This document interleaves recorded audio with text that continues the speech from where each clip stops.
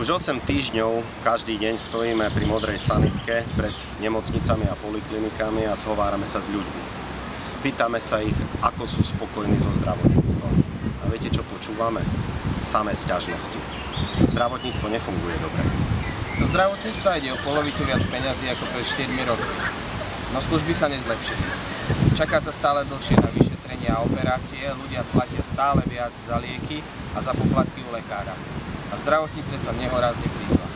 Ponúkame riešenie, aby zdravotníctvo fungovalo lepšie. Maximálnu hranicu na doplatky 10 eur mesačne. Okamžité zrušenie odporúčacích lístkov. Skrátenie čakania na jednotlivé výkony zdravotnej starostlivosti. Nepretržitú lekárskyu pohotovosť. Zastavenie plýtvania a lepšie platy pre sestry a lekárov. Príďte nás 12. júna podporiť SDK-UDS a dajte hlas najlepšiemu programu zo všetkých politických programov pre zdravotníctvo, tak ako bol ohodnotený nezávislými odborníkmi.